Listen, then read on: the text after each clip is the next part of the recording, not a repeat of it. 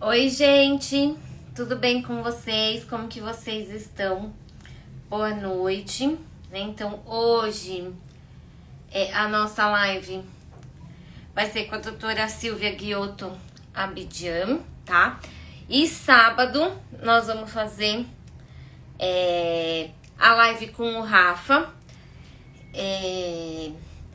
Esqueci o tema. Mamãe, qual que é o tema? Oiê!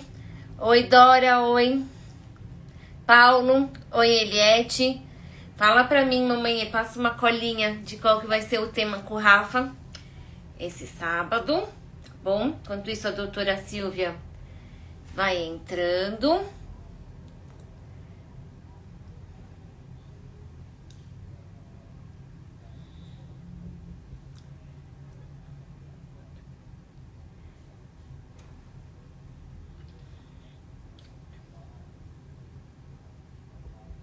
Então, entrou a Roberta, entrou a Carolina, entrou a Isabela.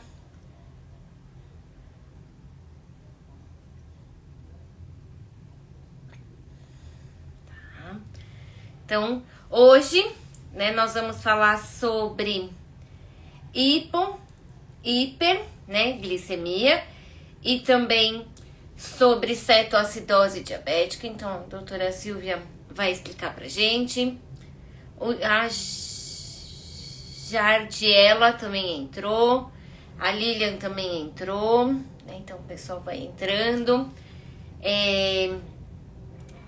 Quem não segue aqui as nossas redes sociais, então segue, por favor, né? Quem não segue no YouTube também segue. A Rafaela também entrou. E aí vocês também aproveitem hoje, né, a live com a doutora Silvia para tirar as dúvidas.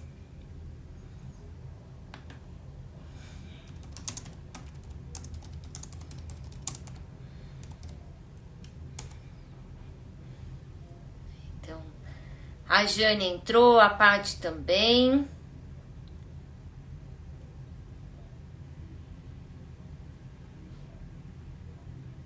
Não, o tema de hoje é hipo e cetoacidose, né?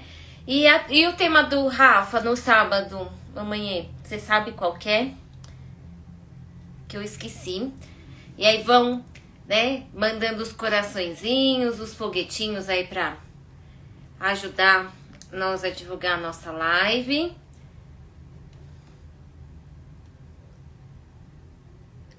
Tá caindo? Eu tô caindo ou vocês que estão caindo? Não, só você que tá caindo.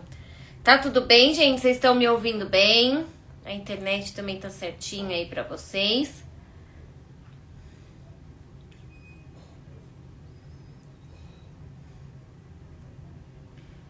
Enquanto isso, a doutora Silvia vai entrando.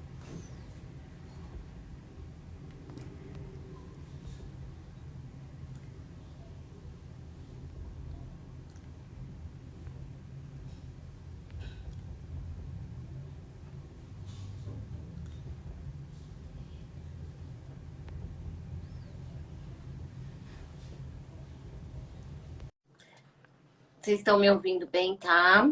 Então tá certinha. A Sueli também entrou. Eu tô sem som, gente, ou não?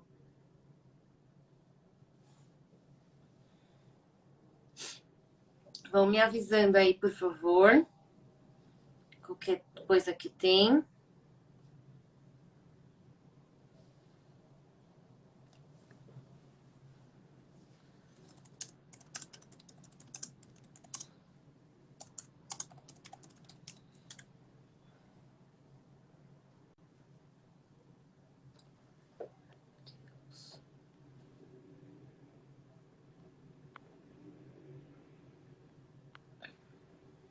O som tá ok, obrigada. Ótimo.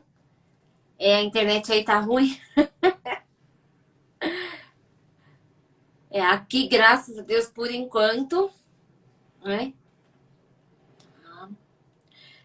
Mamãe, a doutora Silvia não tá conseguindo entrar, tá aparecendo aqui pra mim. Você não quer dar uma ajudinha nela? Lá, por favor.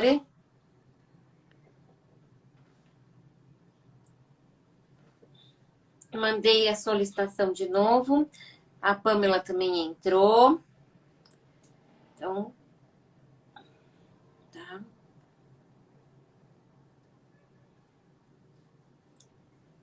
Então, vamos aproveitar hoje aí para a gente tirar as dúvidas da hipo, da hiper, né? Alguns mitos, algumas verdades. Vamos lá.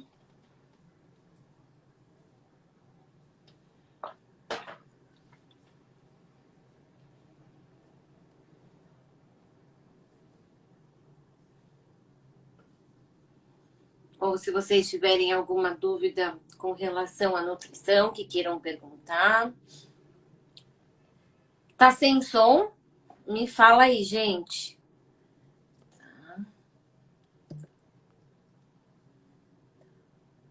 Doutora Silvia entrou, deixa eu convidá-la. Acho que agora deu certo.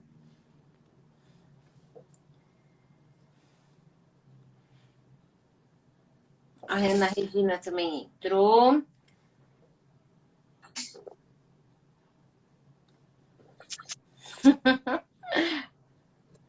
Áudio e vídeo ok. Doutora Silvia. Tô aqui. Doutora Silvia, eu vou pedir para você, acho que virar a câmera. Aqui? Cadê? Não tô te vendo. Sério? Aqui? Não, pega... tem no seu celular uma setinha que fica assim, ó, redondinha. Aí você clica nela para você virar a câmera para você. Uma setinha redondinha, não tem nada. Ah, tá, entendi. Tá. Foi. Eu sou uma ótima explica... Vê se foi. Não, ainda não. Foi. Foi. Tudo bom, doutora Silvia? Tudo bem, e vocês? Tudo. Eu vou encostar alguma coisa aqui para o celular ficar quieto, que se fica na minha mão é uma bagunça. Vê se tá bom aí. Tá ótimo. Tá bom? Tá. Ok? Ó, tá. já entrou. Senão eu fico assim, eu sou uma italiana que fica assim. Se tirar minhas mãos, eu não falo. Não, nem chego na Itália. E você tá bem, doutora Silvia? Tudo bem, graças a Deus.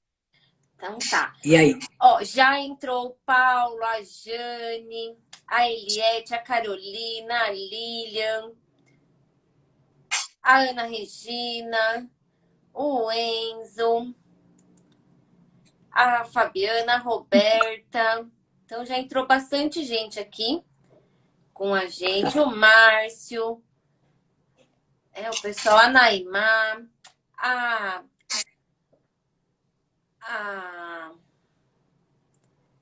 a Mônica. Então o pessoal tá entrando. Enquanto isso, doutora Silvia, eu vou pedir para você se apresentar, para você me falar quem que é a doutora Silvia. Muito bem. Então, eu sou a doutora Silvia Guiotto Abdian, faço clínica médica e endocrinologia, sou uma voluntária já da ABC, né, da Associação Diabética, dos Diabéticos do ABC, há mais ou menos uns 20 anos, né, Elaine? É por aí que nós estamos ali, né, na batalha. E para mim é sempre um prazer poder estar participando, informando, né, trazendo um pouquinho do conhecimento para aquelas pessoas que têm interesse em aprender um pouquinho mais sobre o que é diabetes mellitus, como é que se controla o diabetes, como é que a gente previne as complicações, né? Sim. Então, eu fico aqui à vontade, deixo vocês todos à vontade para perguntarem e quem quiser alguma informação, nós estamos aqui dispostos a participar nessa hora aqui, dedicada a vocês mesmo, né? Aproveitem, gente, tirem as dúvidas aí. Doutora Silvia, Eu brinco que eu gosto de começar pelo começo, né? Que é Preferência, né? melhor, Senão, né? Eu queria que você falasse um pouquinho aí. Porque hoje a gente tem, né, o exame de sangue que a gente faz, pontinha de dedo, o sensor. Queria que você falasse um pouquinho das. É tudo igual? É tudo diferente? Como que existe diferença? Tira um pouquinho, comece explicando para nós esses tipos de glicemia que a gente pode fazer. então, a, laboratorialmente falando, quando eu quero medir a glicemia laboratorial, eu uso o sangue venoso, né? Que é aquele resultado que me dá um resultado imediato naquele momento que eu estou coletando o sangue, né? Se eu fizer uma glicemia capilar, também isso aí vai me indicar. Então, eu faço um furinho na ponta de dedo, tenho a tira reagente, tenho o aparelho que faz a leitura dessa tira, e eu vou ter também uma glicemia que mais ou menos é o que está acontecendo imediatamente na minha circulação sanguínea, né? Só que é um sangue capilar. Agora, quando eu uso o sensor ele tem um monofilamento que fica no subcutâneo. Então, o subcutâneo, ele tem glicose também, eu tenho líquido intersticial, onde fica a glicose, junto com outros eletrólitos, outros elementos, só que eu tenho uma pequena variação em relação ao tempo que eu estou medindo a minha glicose. Tá? Então, por exemplo, quando eu pego no sensor, o sensor tem um sistema de setas, né?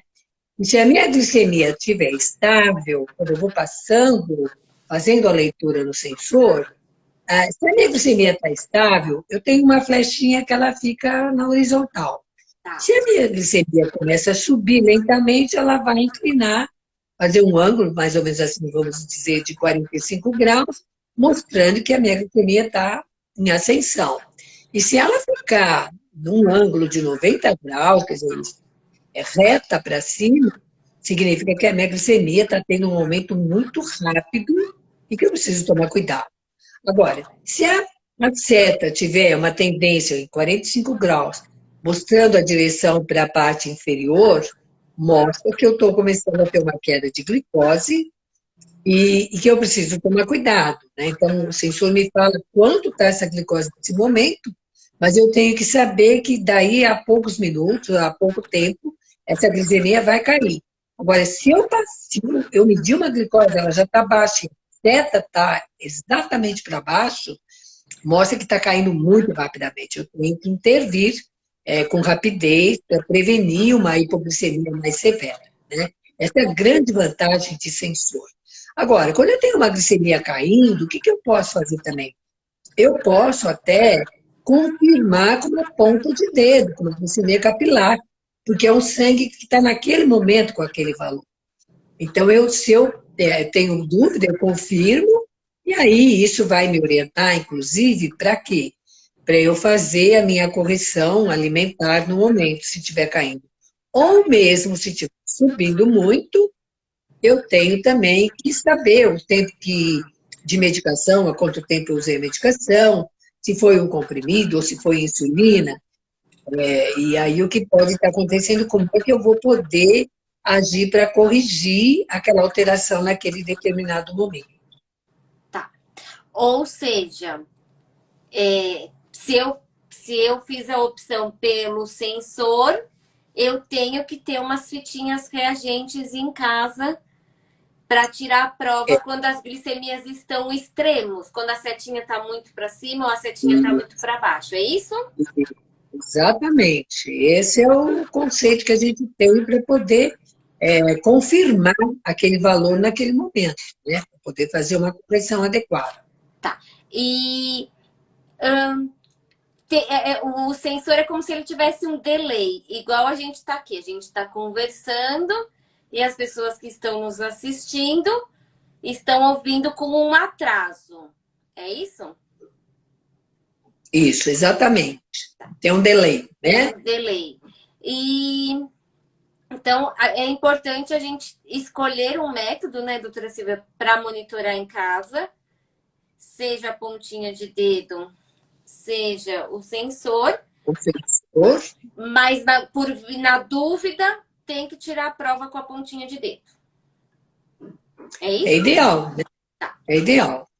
E quantas glicemias a gente tem que fazer por dia? Mais ou menos aí. Vou dividir talvez aí DM1, DM2 e idoso. Então, DM1. Quantas E glicemias um DM1 deve fazer? o DM1, que é aquele diabetes muito mais lábil, né? Porque ele é, primeiro, insulino dependente, ele usa a insulina de dois tipos, geralmente, né? Isso se ele não for usuário de bomba de infusão, então ele vai usar dois tipos de insulina. Uma insulina que a gente chama de insulina basal, que é ou uma insulina NPH, que é uma insulina de depósito, ou um análogo, que é de duração prolongada, e aí, ele pode usar essa insulina em uma aplicação por dia, por exemplo, se for um análogo de longa duração, ou em duas, ou às vezes até três aplicações, se for NPH, né? Mas geralmente até duas. Agora, essa insulina, ela vai ter um tempo de ação, tá? Quando eu faço a refeição, eu vou ter que fazer o quê? Eu vou ter que corrigir a subida que eu vou ter de glicose durante a refeição, eu vou ter que corrigir com uma insulina de ação rápida, que a gente chama. Aí nós temos no mercado três tipos de insulina. Nós temos uma insulina que é a insulina regular, que é distribuída no sistema de saúde, Tá. que tem um tempo de duração diferente, né? Demora mais tempo, inclusive, para começar a agir quando eu aplico. Aí eu tenho uma insulina, um análogo que a gente chama de ação rápida. Essa insulina, ela começa a agir geralmente depois de 20 minutos, até meia hora depois que eu apliquei. Então, eu tenho que usar também antes da refeição. E eu tenho insulina de ação muito rápida, né? Que é a FAST, que a gente chama. Essa insulina, a partir do momento que eu aplico, em 5 minutos ela já está agindo, até 3, 4 minutos ela já está agindo, né? Então, essa é uma insulina ideal para fazer junto da refeição, porque eu tanto posso fazer na hora que eu começo a comer, como eu posso fazer imediatamente na hora que eu termino a refeição. Então, para eu saber quanto de insulina eu vou ter que aplicar, se eu estou corrigindo de acordo ou não, eu preciso fazer a glicemia capilar. Se eu estiver usando o sensor, isso é muito mais simples, porque eu passo o leitor no sensor várias vezes, tantas quantas vezes eu quiser, e isso me informa muito mais facilmente. Eu não preciso estar fazendo a cada pouco a ponta de dedo, né? Que a gente sabe que é um processo doloroso, né? Mas eu tenho que fazer a medida dessa glicemia capilar, se for o caso, eu tenho que fazer em jejum, tenho que fazer o ideal que eu faça até 2 horas depois do café, para saber se eu corrigi e se foi suficiente, então já seriam 2. Tenho que fazer antes do almoço, o certo depois do almoço, 2 horas, para saber também se corrigir de acordo, pré-jantar e pós-jantar. O mínimo que eu teria que fazer seriam 5 medidas por dia, mas o certo, inclusive, quando eu faço uso dessas insulinas principalmente rápidas, dependendo da idade do paciente, a gente manda medir até antes de deitar. Por quê? Porque eu tomei aquela insulina de ação longa. E eu preciso saber se antes de deitar eu estou num valor de glicemia satisfatório para não ter risco de ter uma hipoglicemia durante a madrugada ou durante a noite, né? Então, o mínimo que a gente faria, pelo menos, teria que fazer, pelo menos, jejum, pré-almoço, pós-almoço, pós-jantar e pós-jantar. 5, De pelo menos, 5. né? Pelo menos 5, para quem é DM1. Para quem é DM1. Se eu tiver um paciente que é DM2, que é diabético 2, mas que já está também insulinizado, eu vou ter que usar o mesmo esquema.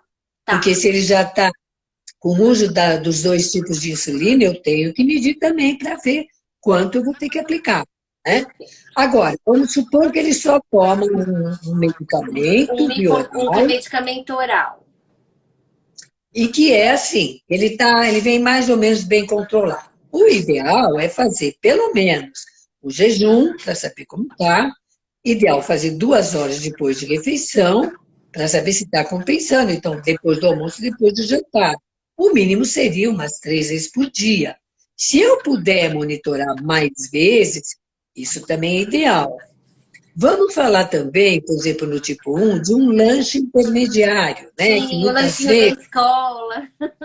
muitas vezes se esquece de medir e ele come o lanche sem saber se vai ter que corrigir ou não. O ideal seria medir para corrigir com a insulina rápida na hora do lanche intermediário também, tá? Perfeito. Agora, eu costumo fazer o seguinte: se o paciente, se ele está bem equilibrado, ele está tomando a medicação certinha, é aquele paciente que faz uma atividade mais regular, não muda muito, faz uma alimentação regular, nós podemos, às vezes, até fazer uma medida de jejum e pode medir depois do almoço, depois do jantar, ou até intercalar. Um dia eu posso medir jejum e pós-almoço, no outro dia eu posso medir jejum e pós-jantar, mas isso também, às vezes, até por um fator de economia, de tira, né? Porque a gente sabe que isso tem um custo. Sim. O próprio serviço público, muitas vezes, eles não dispensam aquela quantidade de tiras que a gente pede para ser dispensada, que seria pelo menos 100 tiras por mês, que eu poderia medir pelo menos 3 vezes no dia e ter uma tira de reserva para um horário de uma hipoglicemia, de um mal-estar ou até mesmo de uma descompensação para mais dessa glicemia, né? Certo. Então, nem sempre tem isso, né? Então, varia muito também do fator econômico do paciente, né? O importante é fazer o máximo que puder, vamos dizer assim, doutora Silvia? Medir a glicemia o máximo que conseguir ou não? Então, Pensando para aí uma pessoa que não tem muito acesso às fitinhas. Pensando no econômico.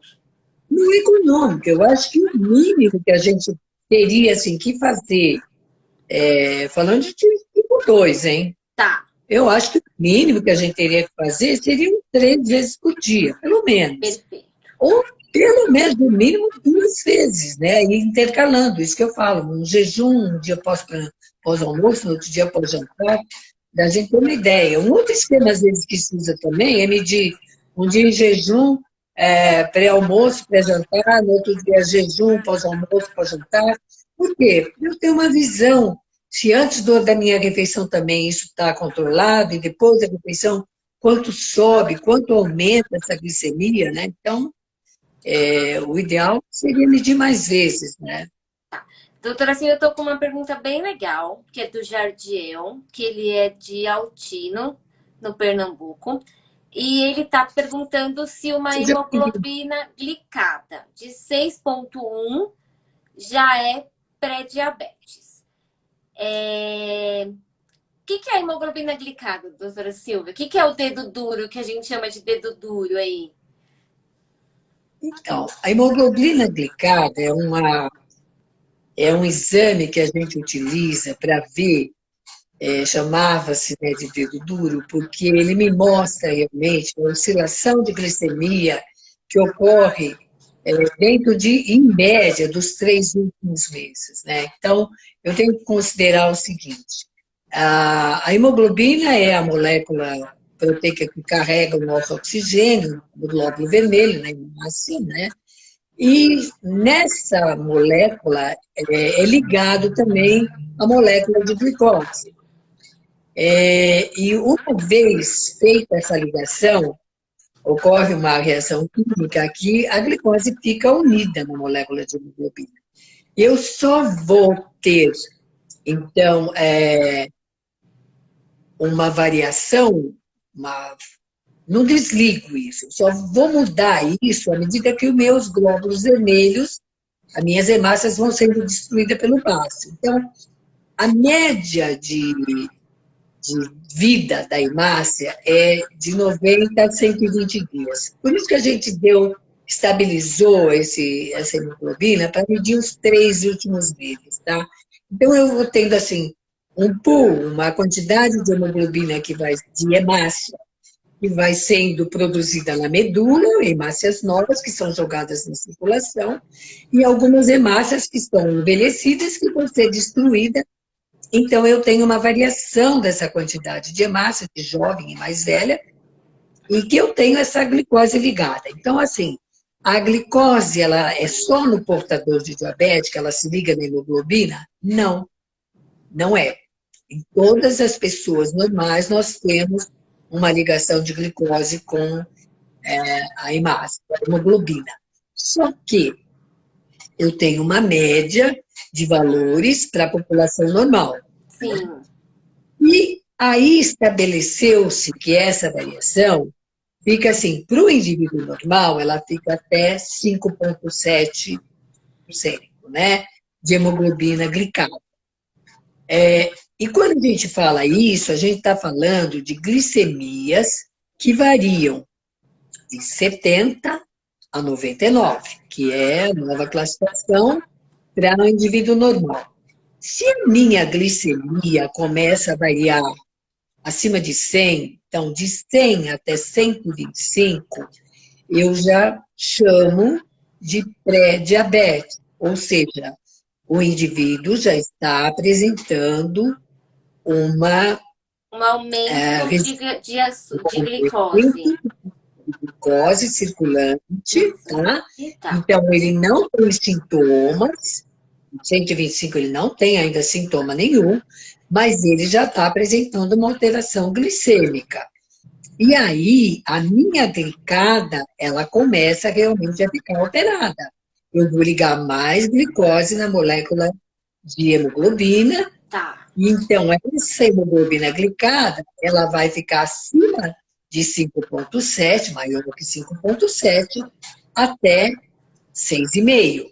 Então, se eu tiver uma hemoglobina glicada de 6,1, eu já sei que eu estou tendo variações de glicose. Tá. Então, por exemplo, eu tenho um valor de glicose em jejum, que está normal, mas aí eu como, essa glicemia sobe, depois ela vai caindo à medida que vão passando as horas que eu já me alimentei, depois eu como de novo, ela pode subir. Então, nessas 24 horas, eu tenho uma variação dos níveis de glicose, que a gente chama de variabilidade glicêmica, né? E essa variabilidade, ela vai interferir nessa quantidade da hemoglobina glicada, tá? Agora, acima de 6,5, então já está estabelecido que eu tenho glicemias que estão ficando normalmente maiores do que 126. Então, por definição, se eu tiver duas glicemias medidas com 8 ou mais horas de jejum, glicemia de laboratório. Venoso, isso, laboratorial. Então, se eu tiver dois valores colhidos em dias diferentes, né, com esse jejum desse tempo, acima de 126, eu já tenho diagnóstico de diabetes. Preciso fazer curva glicêmica? Não, nesse caso não, porque já está estabelecido, né? Então, muita gente sai pedindo curva glicêmica por aí, sem ter muita necessidade. Sem ter tanta necessidade. Muito caro e chato de ser feito, né? Tá? Então, e aí a minha glicada realmente ela vai ficar acima de 6,5, né? Tá. Doutora Silvia, e aí ele está perguntando se é possível reverter o pré-diabetes.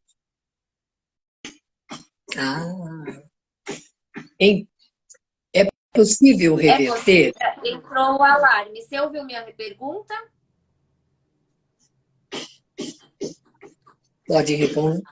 Posso responder? Pode. É que entrou o alarme aqui. Você ouviu a minha pergunta ou não? Eu ouvi. Se pode, então pode responder. reverter o diabetes. Isso. Então, os fatores para pré-diabetes, geralmente, primeiro estão assim, ó, genética, né? Eu tenho genética para me tornar um diabético. E quais são os fatores que vão desencadear o quadro, que geralmente diabetes tipo 2, nós estamos falando aqui de diabetes tipo 2, hein? Diabetes tipo 1 já é outra história, É depois a outro gente fala. assunto,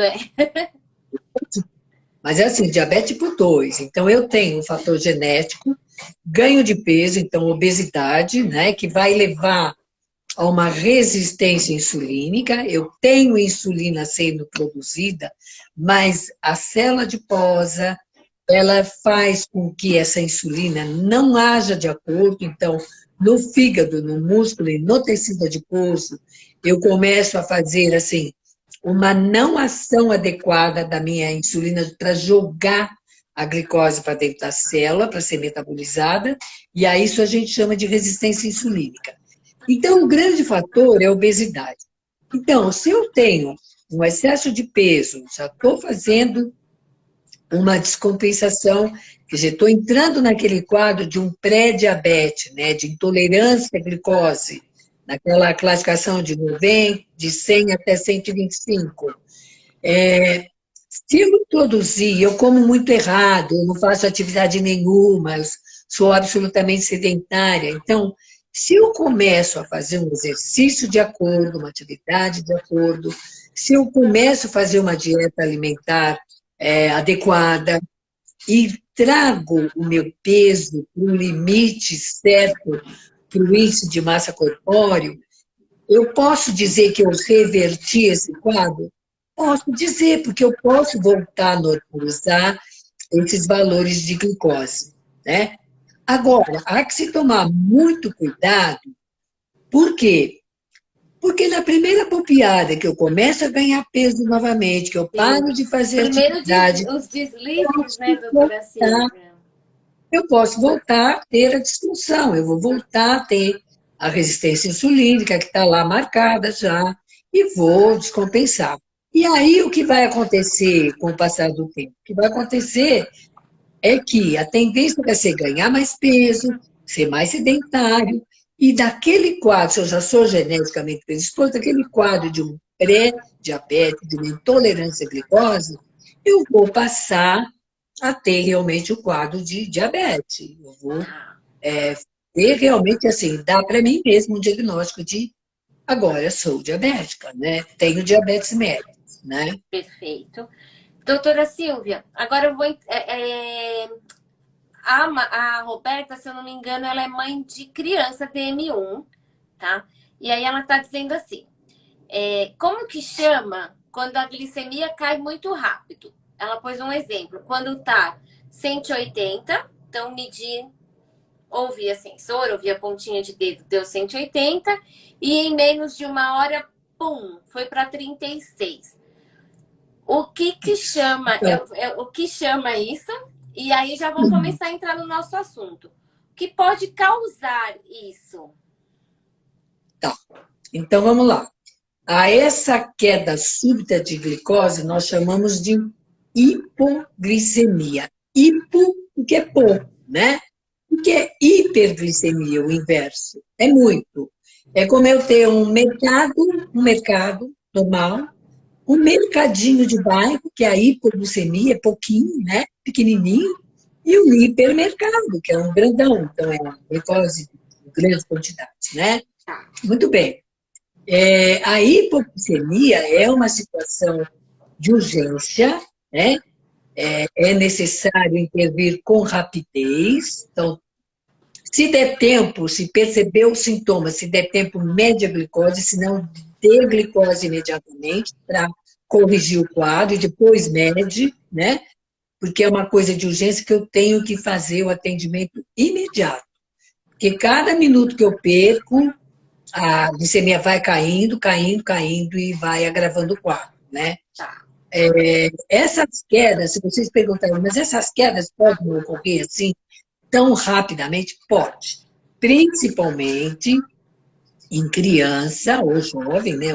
O portador de diabetes tipo 1, que usa as insulinas, né? Então, às vezes eu estou numa insulina basal que ela está sendo liberada, aí eu comi, mas não comi muito, mas apliquei uma dose a mais, até às vezes da insulina rápida, porque eu não medi, eu não fiz o cálculo do carboidrato, eu não contei. Eu chuto uma correção, né? Tá? Eu posso chutar uma correção.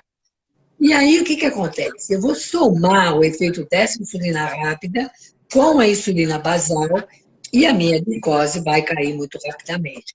E há que se tomar cuidado quando acontece isso, por quê? Porque se eu corrigir só momentaneamente aquela glicemia,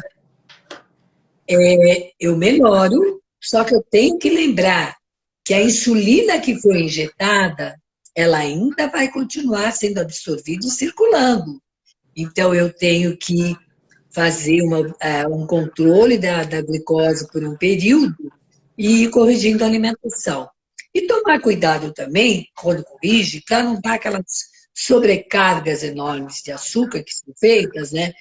Porque depois a glicemia vai lá para os 300, 400, e aí fica um pouco mais difícil também de corrigir.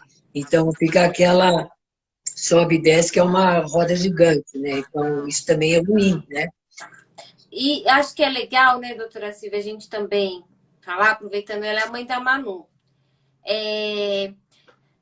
Às vezes a criança, né, tem a aula de educação física, faz às vezes uma hipoglicemia ali na aula de educação física e esquece de avisar para a mãe que fez a aula, né, que fez hipo na escola, ou às vezes na escola, esquece de avisar, né? Então pedir para a criança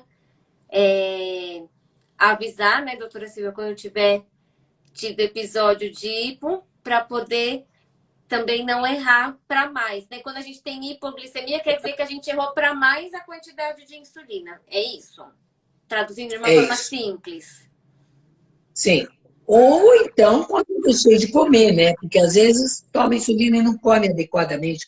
Ou passa muito, por exemplo. Por isso que é importante ter horário de refeição, né? Isso. Fracionar a refeição para não correr esse risco. Mas muitas vezes a pessoa está numa situação, por exemplo, ela sai, tomou insulina, saiu, foi fazer uma compra, está num lugar que não tem acesso a um alimento, a um suco, alguma coisa, e ela começa a sentir que está na hora de comer e não está conseguindo comer. Então, e quando começa a cair, cai rápido mesmo. Então, ainda mais se estiver se movimentando, essa queda é maior. Em criança é muito comum a gente ver isso, né? Sim. A gente via, Leila, nos nossos diabetes kids, né? Eles tomam insulina, eles acabaram de comer uma porção de coisa e tomaram insulina. Saiu para brincar, para pular, para correr. Eles iam brincar com o Dori, com o Robson, voltavam de casa tudo comigo. Tá suando, frio tremendo, tá afundando. E você tem que agir. Tem que resolver. Tá. E, doutora Silvia, a Jane está perguntando que você falou assim, que a gente tem que medir a glicemia antes da refeição e 2 horas após. É 2 horas após do início da refeição ou 2 horas após o final da refeição? E qual que tem que ser esse valor de 2 horas depois? Normalmente a gente considera assim, do início da refeição. Tá. Eu começo a comer, eu marco a hora. Por quê? À medida que o alimento vai caindo lá no meu tubo digestivo, tem coisas que já vai absorvendo. Para ter ideia, por exemplo, quando está em hipoglicemia, né? Se tiver meio inconsciente, o que eu faço? Eu bochecho, quer dizer, eu passo o dedo com uma solução na bochecha, que eu sei que a mucosa já vai começar a absorver glicose, né? Então, assim é no alimento, eu trituro, mastigo bastante. Esse processo de digestão já começa pela minha mastigação, né? Então, o ideal é começar a contar o tempo a partir do momento que eu começo a comer. Tá? Os valores para essa glicemia são, então, pós-refeição. Se eu posso até medir também com 1 hora, tá? Pós-refeição. Às vezes o paciente tem problema de trabalho, que pode medir com 1 hora, posso, só que é um outro parâmetro. Então, para eu considerar que a minha glicose está controlada, se eu medir uma hora depois, o ideal é que ela fique menor ou igual a 160. Se eu medir com 2 horas depois, o ideal é que ela fique menor ou igual que 140. Tá? Perfeito. Então, esses são os valores. Né? Agora, o que a gente fala? Então, assim, eu posso, esse é o valor ideal. Ah, bom, mas a minha glicemia, ela tem dado, assim, 150, 160 depois que eu comi, 2 horas depois. Tá bom esse controle? Não, ele não tá tão ruim, mas também não tá ideal, né? Tá. Agora, ele vai ficar ruim mesmo se ele começar a passar dos 180. Tá. Tanto é assim que quando a gente põe o líquido, né? Não querendo fazer propaganda, não tenho nada com isso, não tenho nenhum conflito de interesse. É, é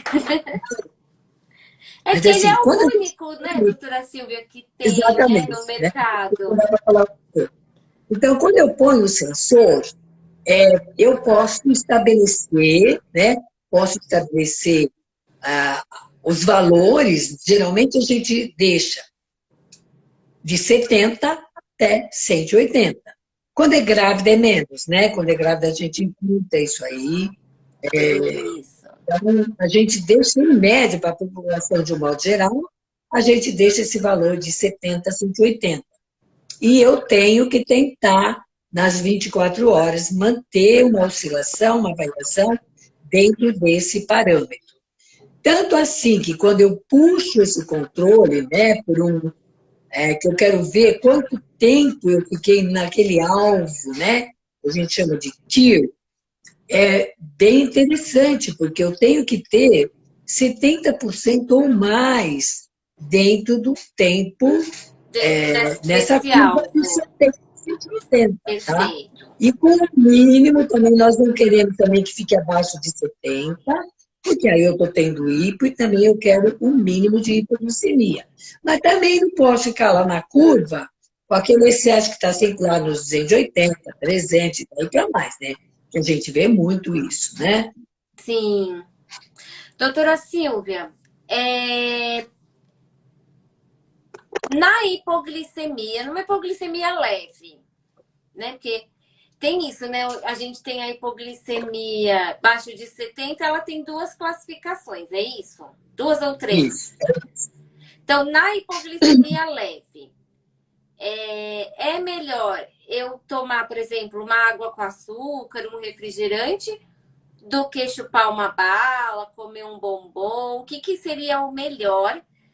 E o que seria essa hipoglicemia leve? Até que valor ela é considerada leve? Então, abaixo de 70 é uma hipoglicemia leve, até 54. Tá. Se eu tiver uma glicemia já abaixo de 54, isso aí já é uma glicemia mais grave e ela vai caindo muito rapidamente e eu tenho que intervir em todos os dois casos, eu tenho que intervir.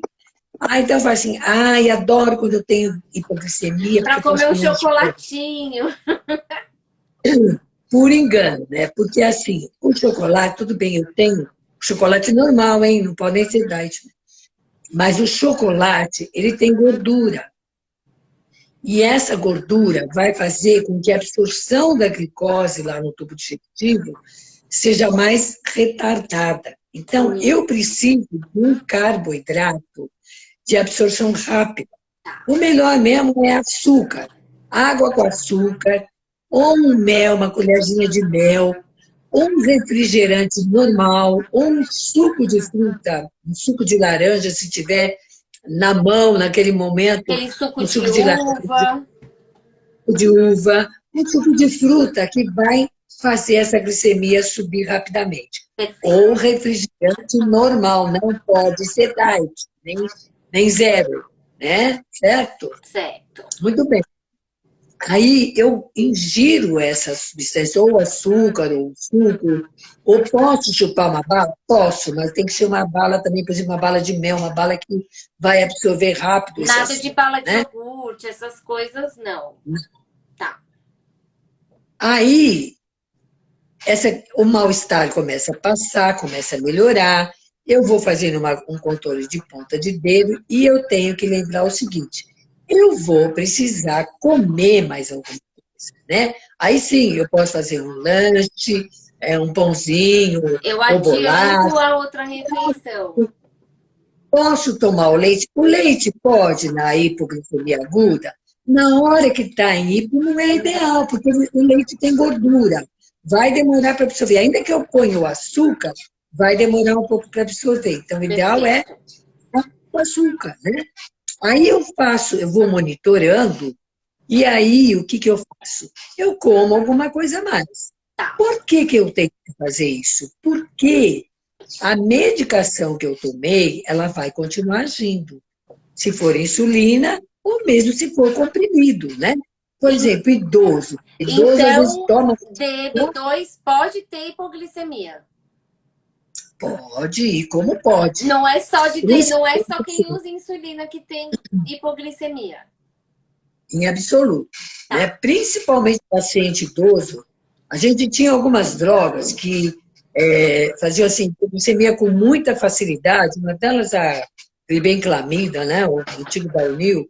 O Diabinese, então, nem se fala, que era assim, a droga máxima para poder dar hipo, e ele tinha uma duração de ação, o comprimido durava, agindo, 36 horas. Então, é muito tempo. Então, eu corrigi a hipoglicemia, e daí a pouco ele estava em hipo de Tava novo, em hipo né? de novo, tá. Agora, a gente tem medicamentos que são, assim, é, com menos risco de Mais hipoglicemia. A modernos. sulfonilureia que a gente tem no mercado hoje, que a gente usa muito, que é a gliclazida, ela pode também dar hipo, não é que não pode, mas é muito menos do que os outros que a gente tinha antigamente, né? E nós temos outras novas medicações que são com muito menos risco de hipoglicemia. Então, Né? qualquer paciente com diabetes pode ter hipoglicemia. Pode. Tá. Hum. E aí nós falamos da hipoglicemia leve, que é até 50, entre 70 e 54. E abaixo de 54. Então, que nem no caso da Manu que mediu lá e deu 38. O que a Roberta faz nesse momento? Então, imediatamente ela tem que dar glicose, não tem que bobear. Se tiver inconsciente, não pode. Tá. Não pode. Aí eu chamo de resgate. Uma coisa que a gente faz é isso, a gente pode, porque tem que tomar muito cuidado se estiver ficando inconsciente, porque não consegue a deglutição muito. Tá. E se eu forçar, o paciente pode aspirar, então o líquido pode ir para o pulmão, e aí é uma coisa muito mais séria, muito mais grave. Mas o que eu posso fazer? Eu pego um pouco de água, ponho uma bela colher de açúcar, um pouquinho de água, faço uma pastinha, e com o dedo eu vou segurando aquela pastinha e vou massageando na bochecha.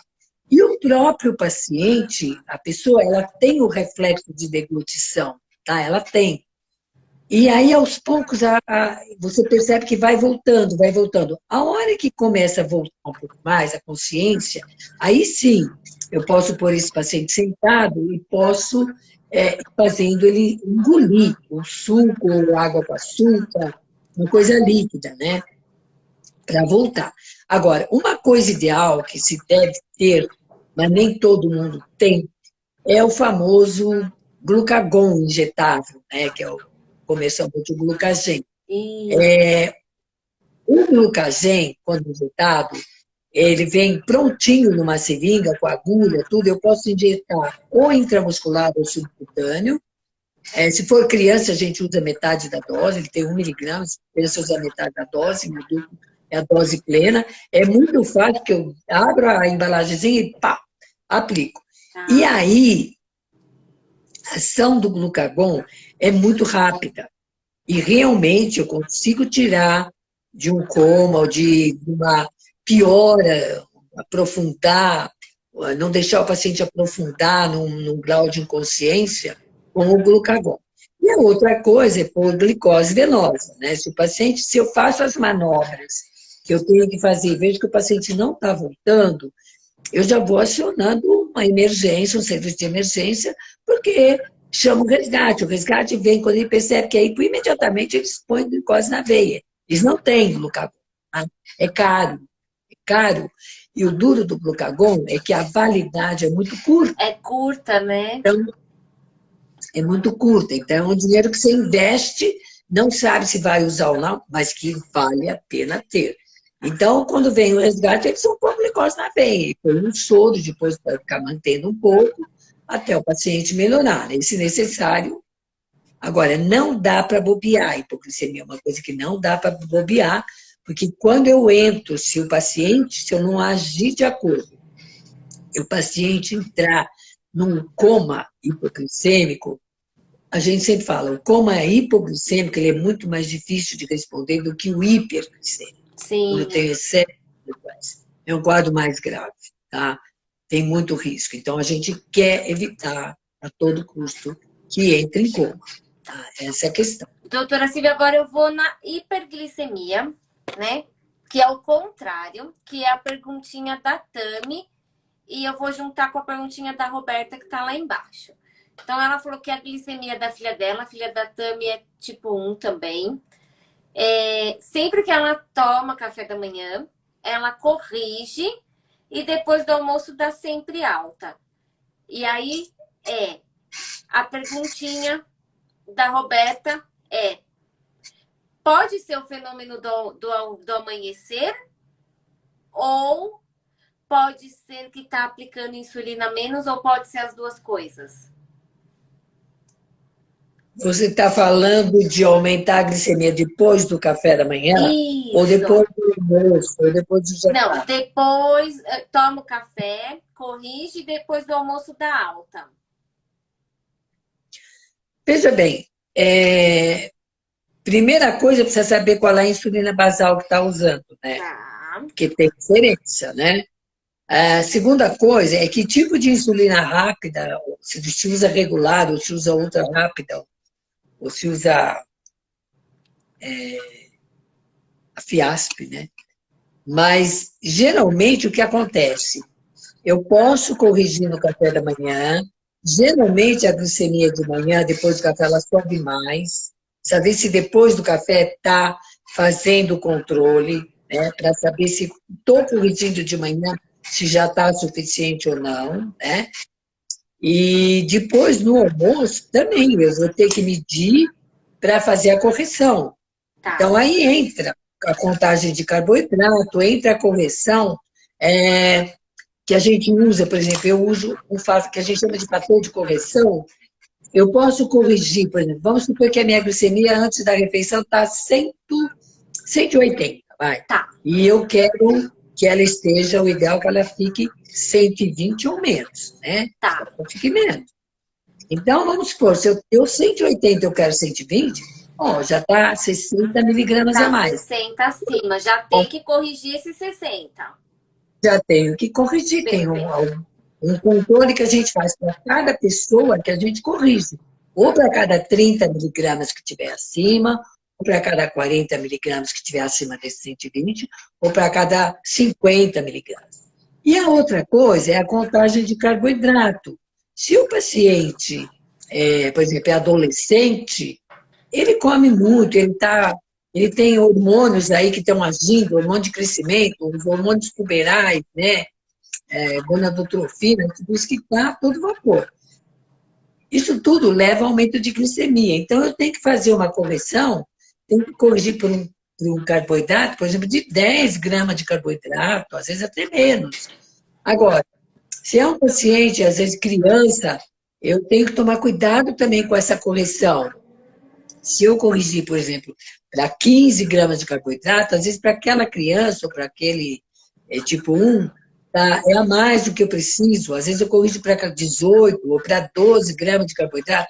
Então, isso é uma coisa que a gente estabelece para cada paciente. Baseado no controle, a gente faz o cálculo para cada paciente. Não é um carimbo. Não é uma receitinha de bolo, né? Dose de insulina, inclusive, não é carimbo. Vai tomar X unidade no café, X unidade no almoço, X unidade. Não é assim. Não é assim. Eu dependo de quanto está essa glicemia, da variação que eu estou apresentando, para poder fazer a correção, né? Perfeito. Doutora Silvia, agora eles estão perguntando aqui bastante coisa de sintomas, né? Então, Sim. Sintomas de hipoglicemia. Vamos começar com a hipo. Então, vamos lá. Os sintomas mais frequentes são tontura, pode ser tontura, sudorese fria, que é muito comum, tremor, palpitação, uma sensação assim de um vazio no estômago, uma sensação de fome, mas até às vezes com uma náusea, tá? Esses são os mais frequentes, né? Aí pode piorar a tontura, embaçamento de visão, vai escurecendo tudo, né? E você percebe a pessoa pálida, suando frio, trêmula. Muitas vezes esse sintoma ele vai variando muito rápido e a pessoa apaga, né? Ele vai ficando molinho, molinho, você vê que ele está assim, como se tivesse uma coisa de uma morte iminente. A sensação é essa, né? Agora, isso quando eu tenho o meu sistema nervoso íntegro. Com o passar dos anos, que o diabetes pode alterar o sistema nervoso, muitas vezes eu vou perdendo essa sensação destes sintomas. Então, a gente vê muitos pacientes que têm diabetes de longa duração, ele está aí com 35, 40 de glicemia, ele não está sentindo nada. Ele está aparentemente normal. Só que você percebe que, assim, se você conversar com ele não está, às vezes, falando coisa com coisa, ele está meio agitado, meio abobalhado. Você vê que ele não está normal, apesar dele não estar tendo taquicardia, não está suando frio, não está pálido. Não tem os sintomas, tá? Os sintomas podem, com o passar do tempo, desaparecer, tá? Então, é isso que a gente chama bem atenção.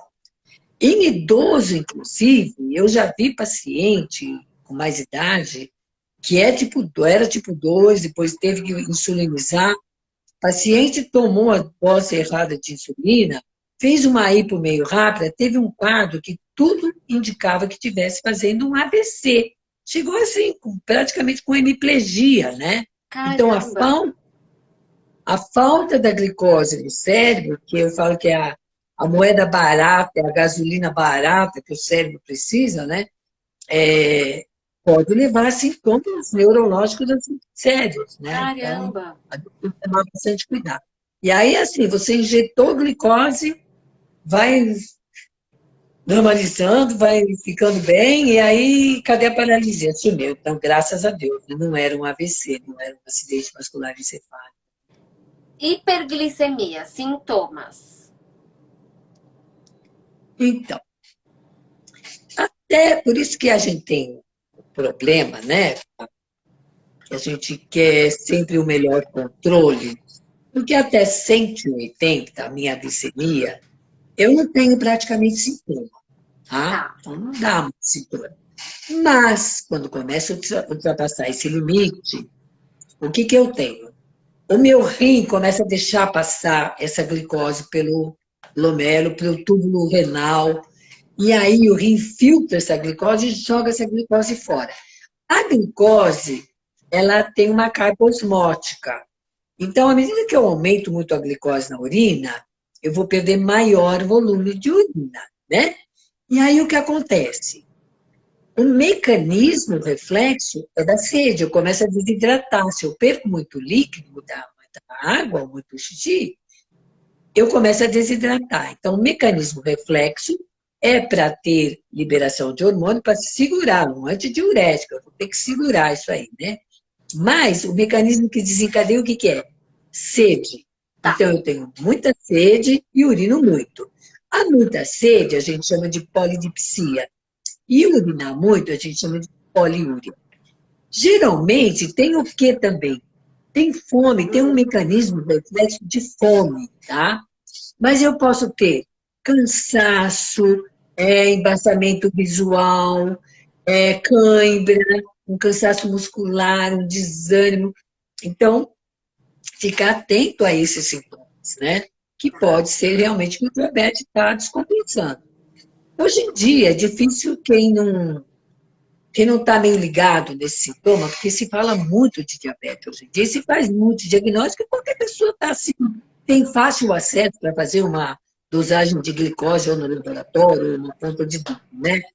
Mas ficar atento com o sintoma, porque ele é um alerta, né? Para eu avisar que eu não estou bem, que eu preciso cuidar, que alguma coisa está errada, né? Perfeito. E verificar depois disso a medicação, rever a dieta, o que eu fiz de errado, né, no dia a dia. Doutora Silvia, o Carlos tá com uma pergunta bem legal. Nesse frio, por exemplo, que fez esses últimos dias, o frio pode afetar a glicemia? Não. Não? E o calor também não. Esse verãozão que às vezes a gente tem, não. Lá no seguinte, não, até pode, veja bem, se eu tiver muito frio, o que geralmente a gente faz no frio? Você Chocolate precisa de quente, energia, sopa. você precisa de energia, né? Você quer ficar quentinho, né? Então, geralmente acaba comendo coisa mais calórica ó, e come às vezes mais, né? Então, tomar cuidado com isso, ficar mais parado, mais quietinho, mais na frente da televisão, né? E Pipoca. aí, e aí come mais, né? Então, aí a glicemia vai descompensar. No verão é outra história, né? Aí tá com calor, então Sorvete, açaí. suco gelado vai muito bem, o refrigerante vai muito bem, aí, mas não tem usando, vai o normal mesmo, né? E aí a coisa vai mudando, né? Então, é muito mais a Sorvete, né? alimentação do que o tempo. Muito, muito, muito, sem dúvida. A Dani colocou que a filha dela convulsionou pela primeira vez com 5 anos, devido a uma hipersevera.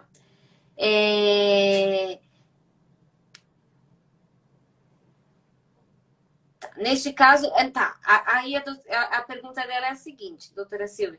A gente falou da glicemia entre 70 180, e aí a gente falou que até 54 é uma hipo leve e abaixo de 54 é uma hipo mais severa. Só que ela está perguntando se na hipersevera e a filha dela convulsionou. Pode esfregar o açúcar na bochecha? Não, não. Se eu já tenho um paciente que está com hiperglicemia, veja, até assim, é difícil a gente ver convulsão com hiperglicemia. Eu preciso estar com a glucose muito alterada, né? Praticamente o quê? Então, eu posso ter um coma hiperglicêmico, que a glicemia foi lá em cima. No diabetes tipo 1, não é tão comum a gente ver coma hiperglicêmico, tá? Porque a falta da insulina circulante, a descompensação, vai levar geralmente ao que a gente chama de um quadro de cetoacidose. O que é isso? Quando eu não tenho eu posso ter até um nível de insulina razoável, mas a minha célula adiposa não está respondendo a essa insulina. Então, assim, eu começo a queimar gordura. Eu quebro na célula adiposa, eu quebro a gordura, faço o que a gente chama de lipólise, e isso eu libero para a circulação ácido graxo livre, isso aí vai para o fígado oxida esses ácidos graxos e transforma esses ácidos graxos em corpos cetônicos, né?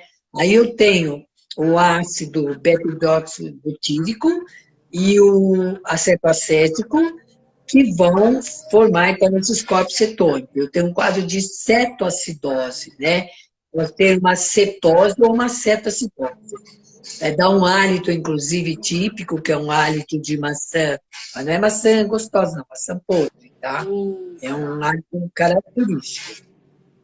É um quadro que requer, geralmente, internação, porque essa cetoacidose, se ela piora, é uma descompensação importante. Tem que internar, tem que hidratar. Se for mais, tem que fazer controle com bicarbonato, sódio, tudo isso. É um quadro que exige bastante cuidado, né? É um quadro muito grave. Muito grave. Esses quadros, às vezes, numa cetoacidose, pode convulsionar? Até pode, né? Mas não é tão comum. O que é comum é assim, e tendo uma depressão do humor e vai afundando até um quadro ficar confuso, obnubilado, e depois até um quadro realmente de coma, né? Tá. Então, há que tomar bastante cuidado. Agora, na hiperglicemia, o coma hiperglicêmico, ele é mais comum no diabetes tipo 2. Muitas vezes que nem sabe. Hoje é muito difícil a gente ver isso, sabe? Não é comum. Mas no tipo 2, o que a gente tinha? O paciente não sabia que era diabético. Aí começa a beber água, urina bastante, está perdendo um pouco de peso, mas está cansado, mas vai levando, né? Vai tocando a vida. E aí, como tem muita sede, está urinando muito e tem muita sede, o que é que a pessoa faz para matar a sede? Nem sempre ele vai beber água. Ele vai beber o quê? Refrigerante. Suco, água de coco. Cola, guaraná, bem geladinho, água de coco de monte. E aí, o suco. E aí, a glicemia realmente ela vai em níveis assim, geralmente que pode ultrapassar 1.000, 1.200, 1.500.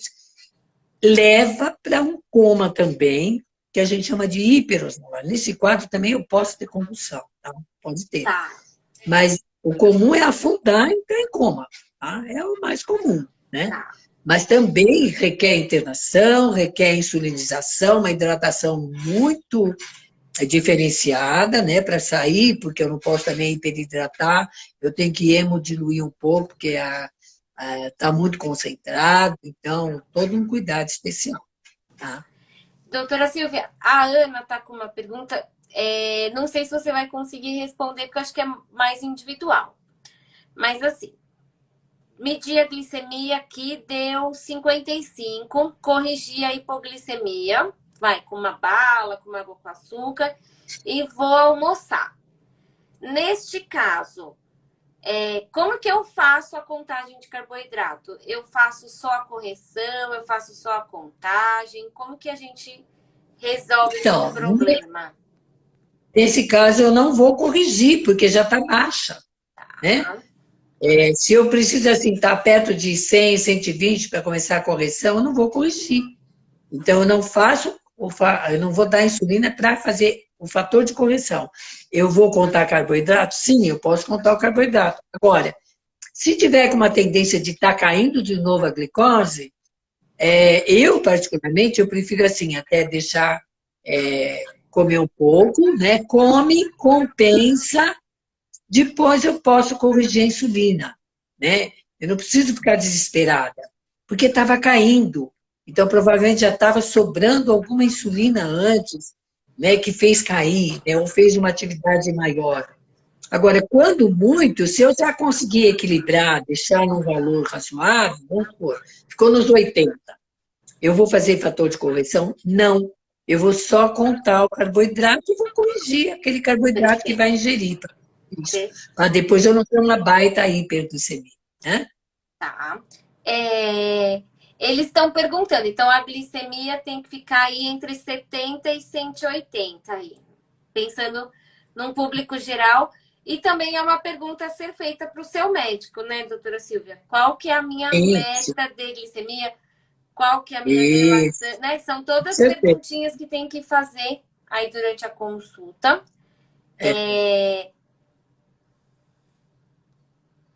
Jane, eu não entendi que manobras que são essas que você queria que a doutora Silvia falasse.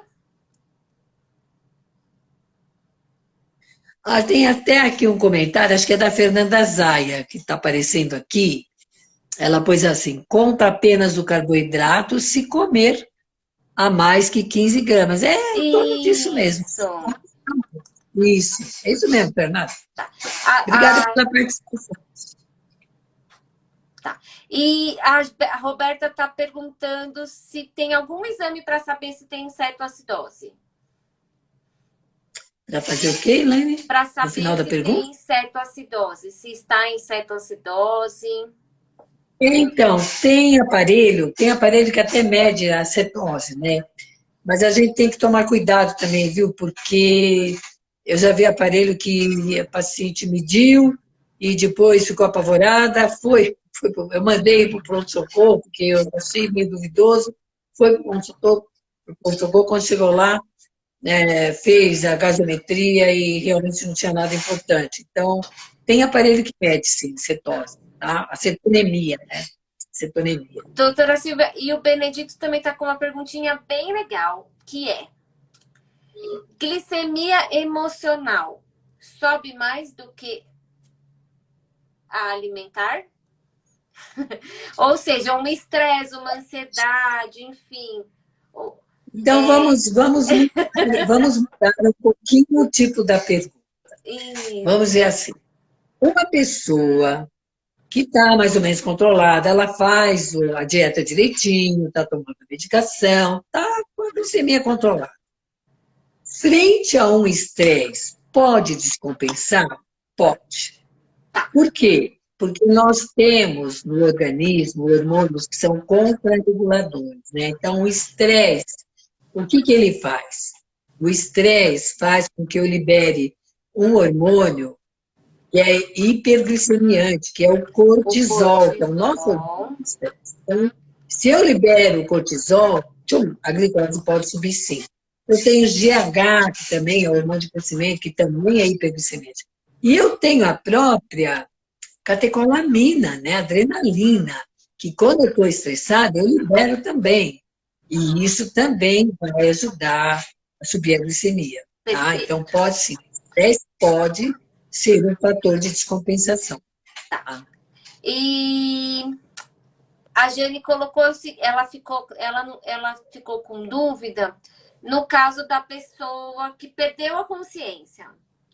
Então, ou ela faz o bochechinho e chama o SAMU, e ela, se estiver em Sim, casa, usa o Glucagen, é isso? São as isso, opções que tem nesse momento. isso. Tá. Exatamente. E aí a Fernanda colocou. Do carboidrato, que eu Não, já respondi. não, ela colocou assim, que ela faz o exercício e a Ah, glicemia dela fica mais alta depois do exercício. Então, ela vai, fez o exercício, terminou o exercício, mediu a glicemia tá alta. Ela pôs um exemplo de 230. Mas depois de meia hora, ela percebe que a glicemia vai baixando. O que, que ela faz neste momento? Ela corrige então, esses isso 230. tem que tomar cuidado, né? Porque geralmente isso é muito frequente, viu, Fernanda? É muito frequente durante o exercício eu ter liberação de glicose, né? E isso é transitório, depois que eu paro o exercício, vai voltar, começa a cair. Assiste a live Do do Dório. Dório. O Dório Sim. explica muito bem isso, né? Porque ele é mestre em atividade física, mas eu posso ter sim, assim como às vezes eu tenho queda da glicemia durante o exercício. Então, isso é muito variável, né? Mas Sim. pode acontecer. E muitas vezes eu tenho essa hiperglicemia depois do exercício e eu só vou ter a queda dessa glicose horas, às vezes, depois. Não é incomum, tá? Então, isso tem uma variabilidade interindividual e depende também muito da medicação, né, que se usa. Tem que tomar bastante cuidado. Fernanda, Mas, a gente. de É, qualquer forma, a gente manda fazer exercício, que é importante, viu? e a Para gente controle. tem um podcast que a gente fez com o Dório. Tá aqui no Instagram, Fernanda. Assiste, né? O Dório pega Muito um bem. caderninho e assiste, né? Porque ele tem uma didática incrível. E antes da última perguntinha, que é a da Ana Lúcia, eu vou pegar aqui. O Robson Lima está perguntando se fazer 40 minutinhos de exercício por dia é perigoso. Não, Pelo contrário, né? só se você tiver um problema cardíaco É, ou um problema articular grave que não te permita, mas senão é muito benéfico, muito benéfico. tá. Todos deveriam fazer. E eu vou fazer um resuminho aqui da pergunta da, da Ana Lúcia. Então, ela tem uma filha que pesa 120 quilos e tem 1,76 m. Tem pré-diabetes.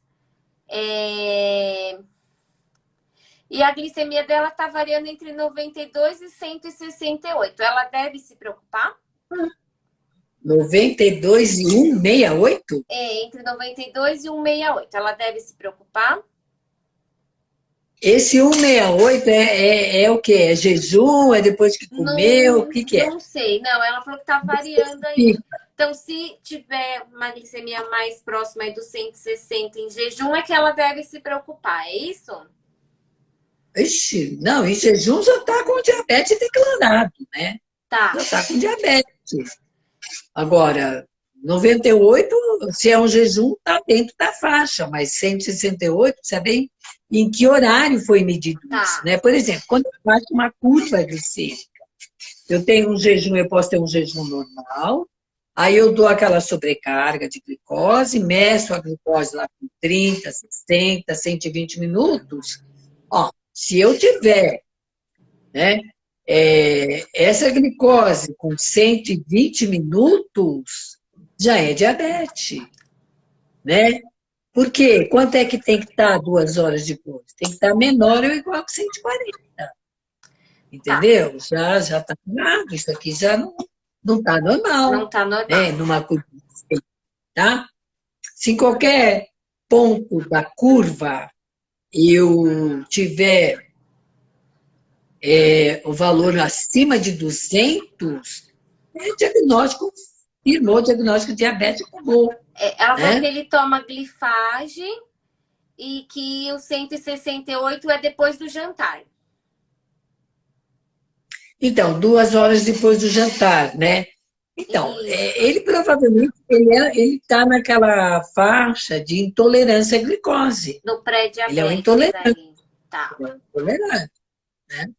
Agora, já com medicação, né? Precisa ver quanto de glifage toma, porque a gente também toma dose errada, né?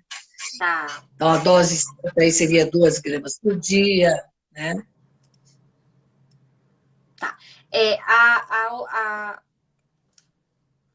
A Anne colocou assim, que tanto a glicemia em jejum quanto depois da refeição, né?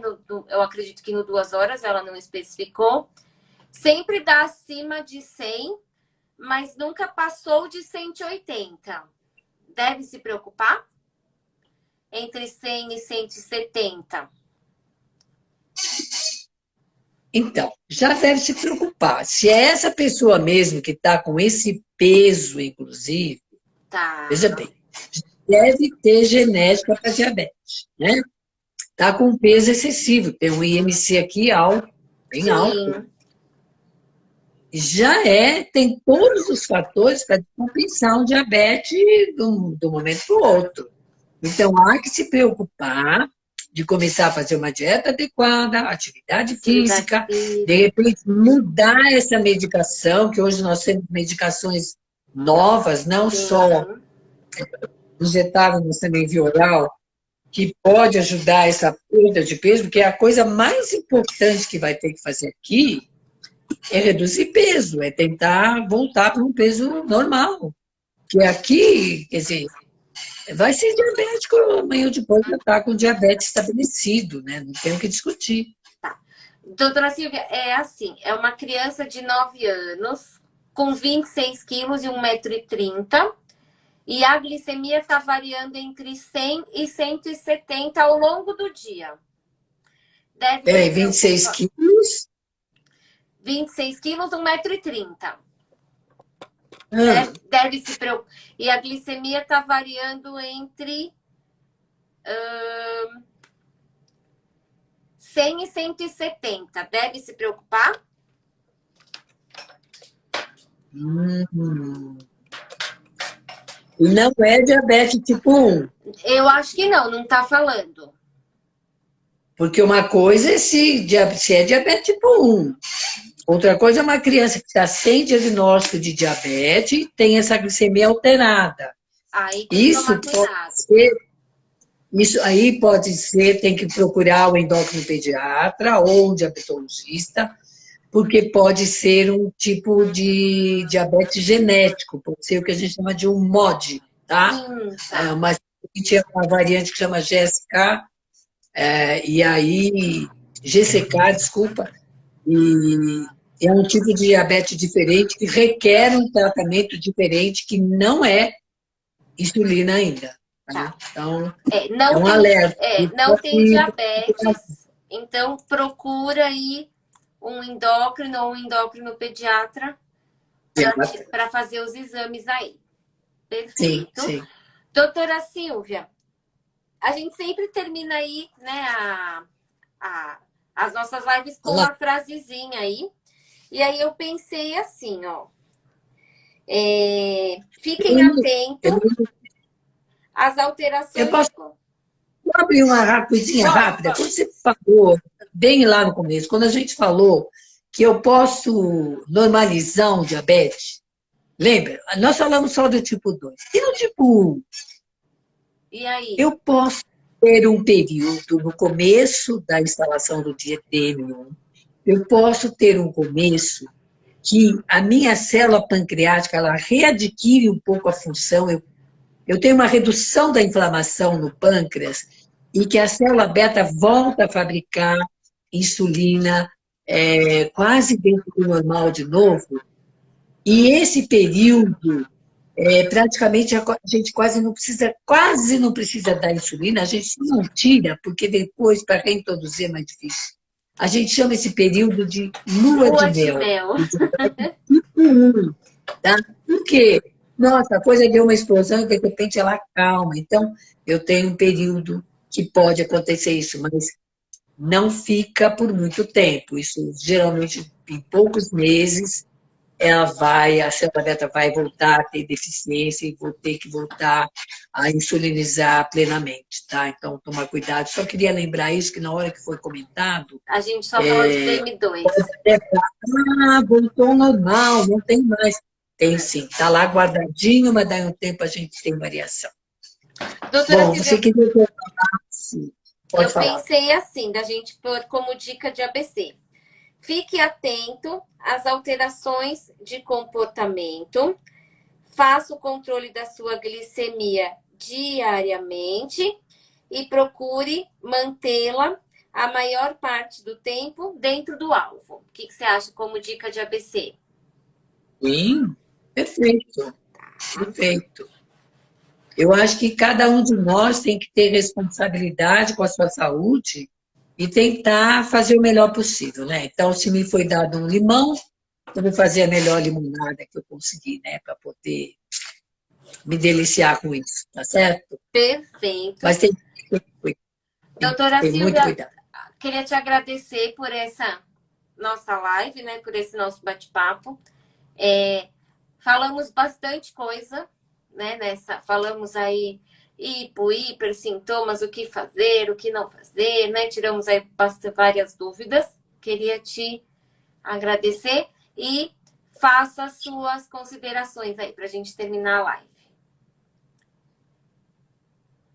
A minha consideração é que quem gostou, quem assistiu, divulgue, sabe? A nossa função é essa.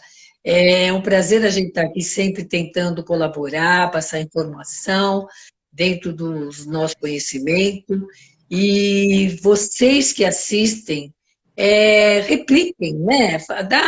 Porque o que nós precisamos, hoje em dia, a gente vê tanta coisa errada sendo anunciada nesses Facebook, Instagram, e vai por aí afora, tanta mentira, tanta falsidade para tratamentos miraculosos, né? Sim. E o que a gente quer realmente é assim, que quanto mais informado, ou o familiar do diabetes, ou o próprio diabético, melhor vai ser o controle, melhor o resultado e menor o número de complicações. É isso que nós queremos. É isso. E a gente fica feliz de poder contribuir com a educação. Né? Num país onde a gente sabe que a educação ainda está muito aquém e que a educação é tudo em nossa vida, em qualquer dos setores, em qualquer dos setores. Verdade. No que a educação é o primeiro ponto. Sim. Então, eu fico feliz de ter participado. Então, Obrigada. imagina. Então, gente, sábado, das 10 às 11, não abandonem eu e o Rafa, né, na nossa live, tá bom? Doutora Silvia, beijo. Beijo, Beijo para gente. todos. Bom descanso aí Boa para noite. vocês e até sábado. Até. Até mais. Tchau, tchau.